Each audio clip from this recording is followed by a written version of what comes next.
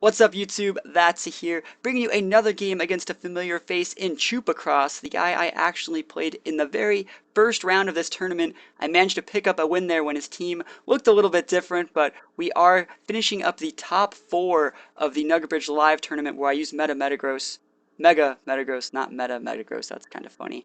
But anyways, we are using Sableye, Mega Metagross, Mamoswine, and Latios. These are the core Pokemon I use throughout most of the tournament. Leading off, like I said, against ChuppaCross, the same opponent we fought in round 1. He's using Heatran, Thundurus instead of Amoonguss this time, Kangaskhan, and Sylveon. This is the top 4, like I said, so I managed to get pretty far, and you guys can kind of tell from how I'm talking right now that this isn't going to go that well. But we are starting things off. Like I said, we already know a bit about each other's teams. I'm actually bringing the same 4 Pokemon, whereas he's switching it up quite a bit, bringing a Thundurus, which is almost the exact opposite of an Amoonguss. So he decides to go off with Heatran and Thundurus, and he already knows that my Sableye packs fake out. He already knows my Sableye packs quash, and he already knows my Metagross is quite bulky. So he has all the information at his fingertips to take me out.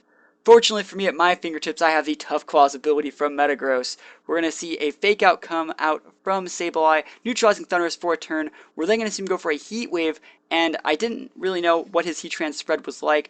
It didn't really matter to me how fast he was. I figured I would eat this and Earthquake him back, but we're actually going to see a Shuka Berry on Heatran, something we didn't see in round 1 because we never got to hit him with a ground attack, but not being able to KO on Heatran is actually going to make it so my Metagross has to switch out, and if I would have, like I said, picked up the KO there, I felt I probably would have been in a really good spot to win this game, but instead we're going to see me go for a Will-O-Wisp onto the Thundurus slot here, and he's going to go for a second Heat Wave, missing on Latios this time, going for damage solely on the Sableye slot, and then following that up with a Thunderbolt, targeting the same Sableye slot, so he was done dealing with Sableye. That's actually kind of fine with me. Sableye has nothing left to do in this situation anyways.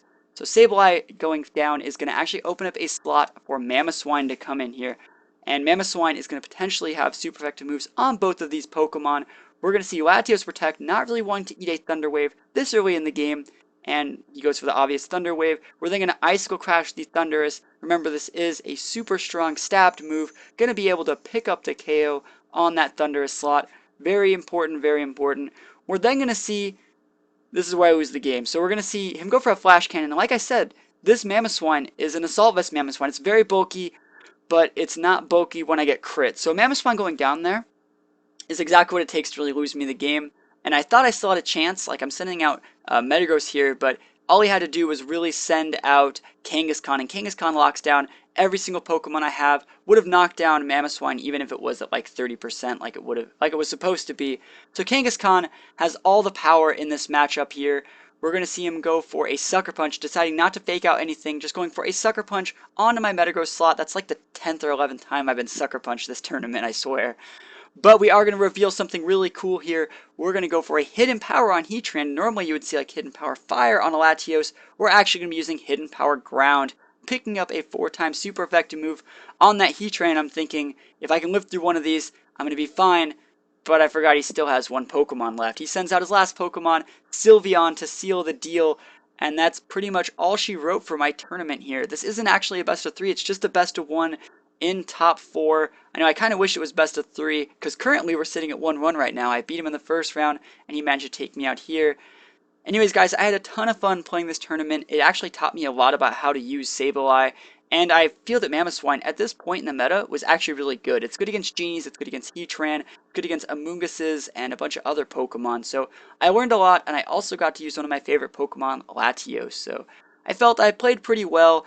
I ended up getting 3rd because the way the tournament worked out. ChuppaCross ended up, no, actually, I ended up getting 4th, didn't I? Because the person that won the tournament was Philo, the only other person to beat me, who actually beat me in round 2. ChuppaCross then fell to him in the finals, got 2nd, which means since I lost to the guy that got 2nd, I got 4th. So pretty good stuff. I felt I did pretty good. There was about, I think, 50 or 60 people in this tournament. So out of those people, I got top 4. Pretty good stuff. I always like entering these Nugget Bridge Live tournaments. They're a super fun thing to do on the weekend mornings. Thank you guys for coming and watching this match. I know it was pretty short, but yeah, like I said, I had a ton of fun playing them, and I'll see you guys next time. Peace out.